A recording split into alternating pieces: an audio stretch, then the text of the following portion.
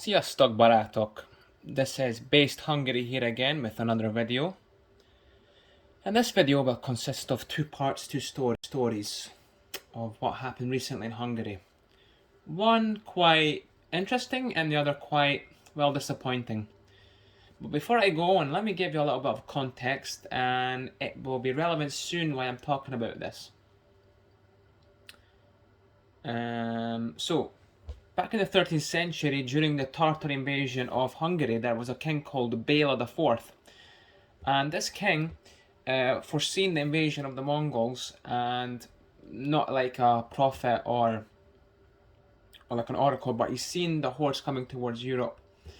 And what this king done, Bela IV, was he sent emissaries, and he sent troops, and he sent help and aid to all the way to the Volga River, which is in the modern Ukraine today. Even though that part of Eastern Europe was not part of Hungary, nowhere close. He also made alliances all across the Eastern Europe and with the Holy Roman Empire. He made alliances with Poland, Czech Republic, well, Bohemia and Moravia, and he also sent troops all across to the east. He also got his nobles to start fortifying the eastern frontiers, start building a lot of fortification castles, and even asked the Pope at the time, who was Pope Innocent, the Pope's name was Innocent, for crusaders basically to repel the Tartar invasion. Now, even though this didn't work because the Tartars basically almost wiped Hungary off the face of the map, and the only thing that saved Hungary was the fact that there was a problem of succession in the Khanate. So the Great Khan died, and the Tartar hordes went back to fight for the throne. But this king was so good that he basically managed to repopulate Hungary again with populations that fought for Hungary, because 20% of the Hungarian kingdom was wiped out. And in fact, they called Bela IV the second founder of Hungary. Now, why is this relevant? Well, a few months ago, the modern Pope, Pope Francis, the very liberal Pope, let's just say that, said that if he visits Hungary again, he will not meet with Orbán Viktor because his views are too much very different from his own views. Which is very interesting because a lot of people in Hungary are indeed Catholics, and this would have been a massive insult to the Catholic population in Hungary. And, I can only assume that most of this would have voted for Orbán as Orbán stands for Christianity, and his rhetoric anyway stands for that. And not only that, but the Pope is also a head of state, meaning that it would be customary to meet another head of state if you go visit someone, because obviously he is the head of the Vatican City. The Pope did indeed meet with Orbán in the last 3 days ago when he was in Hungary. But again, he went over to Hungary and decided to give Orbán the spiel of, oh, you must open the borders, you must be tolerant, you must welcome the poor, refugees, even though a lot of the known terrorists that use the refugee crisis to walk into Europe and kill Christians and kill innocent people. But the Pope insisted. Now, I know not all of them, of course. So there are genuine refugees among them, but it's a well-known fact that they did exploit this situation. And the Pope, of course, says, open up your borders to Hungary, just do it, even though all across the political spectrum in Hungary, at least 70% of people don't want the borders open. And this was quite genius on Orbán's move. What did he do? He gave an exact replica of the letter that Bela IV sent to Pope Innocent to the Pope Francis today. He gave Pope Francis an exact letter, an exact replica of this request to help against the Mongols. And he also said the Pope's duty is to help Christian countries and to maintain the culture of Europe. Now, I think this was a genius parts in Orbán move from Orbán, because it just goes to show how wrong the Pope is on this matter. Popes are meant to embrace Christendom, protect Christendom, and protect Europe. They're not meant to open up the borders for everyone who decides that they don't want to live in poverty, or they don't like where they come from because it's not up to their economical standards, especially when their culture is so vastly different than what Christian Europeans are used to and what Europe is built on. So I think this was a genius move on Orban's part. So now to the not so good news. One has to beg the question: is Orban like Bela IV, or is he just does he just have a good soundbite? Because again, down at the Hungarian border, Torockai Laszlo, the leader of Mi Hazánk Mozgalom, the new right-wing movement, and the mayor of Halom, the little border town near the border with Serbia, he made a little documentary showing in the last 10 days what happened there. Afghan refugees are crossing the border in droves yet again. Not only Afghans, but every person who you can think of from the Middle East is crossing the border exactly the same way and in 2015. Because it's not up to their economical standards, especially when their culture is so vastly different than what Christian Europeans are used to and what Europe is built on. So I think this was a genius move on Orban's part. So now to the not so good news. One has to beg the question: is Orban like Bela IV, or is he just does he just have a good soundbite?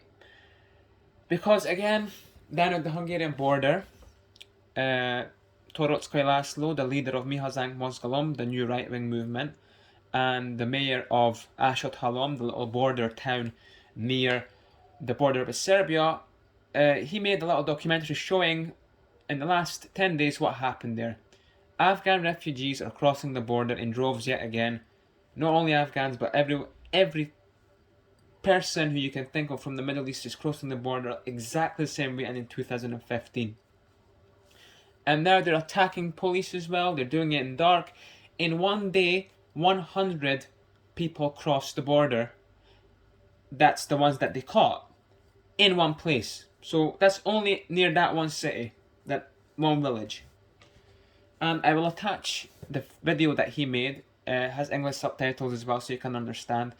And the worst part of this is that a lot of police officers in the last year have quit because their pay is not good enough, frankly. Two, a lot of them have been moved to the big cities to enforce the regulations because of this thing that thing from China. And a lot of police have complained that this is not what they signed up for. So police have quit. Hungary technically doesn't have a border force. The technical border force is the police. It doesn't have a separate entity, and they're coming through the border. And the worst part is that the only people that see this and mitigate against this is local militias that the mayor, that is Torockai Laszlo, has set up. And it's basically vigilantism that's happening at the border. That's the only thing that's catching these illegals crossing the border. So Torockai is showing you in this video that the border force is almost non-existent in the south of Hungary. Apart from the fence that they built, it's virtually not there. It's not enough troops. There's not enough police to hold up these quantities of people that are coming through the border every day. And not only this, Torockai Laszlo also pointed out that Fidesz, behind people's back, has let in Afghanis. Again, it's the same way that the Germans or the French or the Brits say, oh, well, we're just going to let in the people who helped our troops, or we're just going to let in the people who are needy. Yes, there is a case to be made that maybe we should let in Afghans that helped Hungarian troops. But, okay, the fundamental question is that he asked, and I ask, and any Hungarian asks, why were Hungarians there? Why were Hungarians in Afghanistan? Why is this our battle? I mean, okay, you can make the fact, oh, well, we're part of NATO, so therefore we should help our allies. But what does Hungary have to do with this? For over 10 Hungarian troops have died there. For what? What did they die for exactly? I don't know. Why? What good came out of this? I think that's what everyone's asking. So Orban has let Afghans in, and Torockai Laszlo also pointed out that, well, okay, well, if the fact that these Afghans helped Hungarian troops there, it's not because they were loyal to Hungary or even Europe. They were loyal to money. They done it for cash. They done it for a pay. If they are truly in fear of their lives, why don't they move to Pakistan where there's already a big Pashtun population? Why wouldn't they move to Tajikistan? Why wouldn't they move to China? Why wouldn't they move to Iran? Why wouldn't they move to any other Muslim state that's a bit more lighter than the Taliban? Why did they have to come to Hungary? They're not going to stay in Hungary anyway. They're going to go into Germany, Sweden. So, and this is not the first time that Orban done this. He also let in other migrants from all across Africa, from all across the Middle East, through something called a Stipendium Hungaricum, which is like a scholarship. And he again, and Torockai rightly asking again, well, why isn't the scholarship set for pure Hungarian kids? And it's true. I noticed this myself. You walk, I mean, it's like, guys, you have to understand that Budapest is not. Don't picture me, me saying, oh, it's like Paris, it's like London. It's not, okay? Because obviously Orban has the rhetoric, very good rhetoric. That's why people vote for him. And to keep up this rhetoric, he has to do something for it. He can't just say and not do anything. But he's not doing all the stuff that he says he is. I mean, I go through the streets of Budapest, you do see a difference here and there. You do see that, okay, it's not like the Western big cities, but you do see things that should not be there if Orban is truly doing what he's meant to be doing. You know? And why are the police guarding the border? Why is there still no separate border force entity? Hungary hasn't had a border force entity since the collapse of the USSR. There is no separate entity for that strict purpose of protecting the border. Why is there police force down there? I mean, yes, there was something called border hunters, but still technically, yes, and that's what they call that, border hunters. They call them határvadász, which literally translates to border hunters. But again, they're just militia. They're just a paramilitary. They're not specifically border guards. So where are they? And why is it more important to go on the streets of Budapest with guns to protect against something that attacks your lungs? I don't understand this. Why is Orban still doing this? Is he getting pressure from someone? I don't know. It's very interesting though. In any case, lads, so I mean, it's not all doom and gloom. Obviously, Hungary is not liberal. Obviously, Hungary is not going to open up its borders. We hope. Because Orban is too deep in this now to just go back on his word. Although, keep in mind, as I told you before, Orban did not start out, and Fidesz did not start out as a Christian conservative party. They started out as a neocon party. So keep that always in mind. So yes.